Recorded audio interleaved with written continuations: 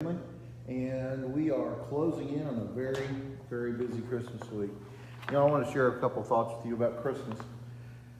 I love Christmas. I love many of the things about Christmas. I love how the decorations look on trees. I love the decorations up. It brings a certain amount of cheer and reflection, and just generally creates a good atmosphere. But, you know, I started to think more about this, and there are many of us who are going through this Christmas season, and we are suffering. We've had devastating loss, unspeakable tragedies that have happened over the last year, and it makes Christmas tough for us. I remember as a kid once, my grandmother, we went to see her, and she had buried a brother, and her parents had already passed away, and she just said, "I just don't feel like decorating this year for Christmas." And I think that when we truly think about the meaning of Christmas, it's actually, as Paul David Tripp says, the sufferer's holiday.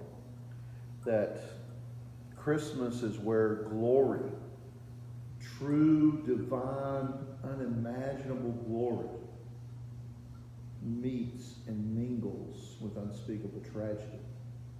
Think about, for example, when we celebrate Christmas, we're not celebrating that Jesus came, although that's part of it, but we are celebrating why Jesus came.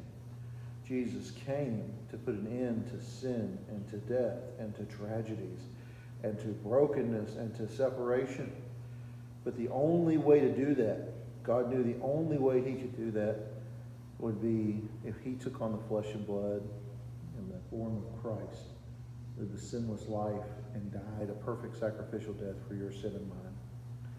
So that's what we're celebrating at Christmas.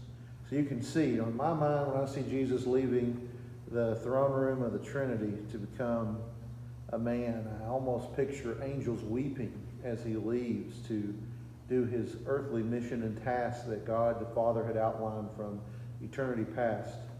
And yet, when he dies and returns back and ascends, the rejoicing that must have been there. I just sort of imagine that heaven switches it around from how we do sometimes. There, you know, we have a very solemn approach to Good Friday, and then we have a very joyful approach to Christmas. So, anyway, just a reflective thought today. Christmas is the sufferer's holiday. It is the place where really glory and tragedy kiss, where the two meet. So anyhow, hope that's helpful for you today. Also, I want to remind you we have a very busy week coming up here, starting as early as Sunday. I'll be back in Luke with you on Sunday morning, finishing up chapter 13.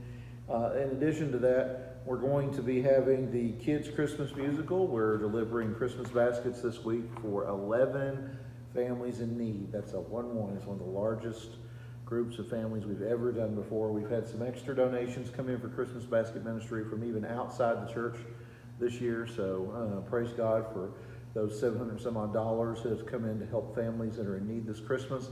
We've worked carefully with the schools to make sure that we're meeting needs of people who legitimately have needs. So thank you all for how you have graciously poured out gifts here at the church, and those who have done that in addition. So we'll be delivering those on the 19th. Kids' Christmas musical is going to be Sunday night. Kids will be receiving a treat bag, so hope you'll be there for that. And then going into the next week, Wednesday night, we're going to Christmas carol as a church, go around and visit those that are shut in. And Christmas carol, then they originally started out with a youth thing. Now we're all just going to kind of join in together. So I hope you can be here for that and make that. Also, wanted to remind everybody that Christmas Eve is right around the corner. It's going to be on the 24th at 5 o'clock. It's like with all the Medes and the Persians. It does not change. Hope you can be there for that candlelight service. Maybe we'll get that in before winter snow last year. Remember that? Wasn't that beautiful how God made Christmas last year snowy for us? And then on December the 20th, we will be having a family skate by the dough night from 6 to 8. So please be sure that you get in there for that.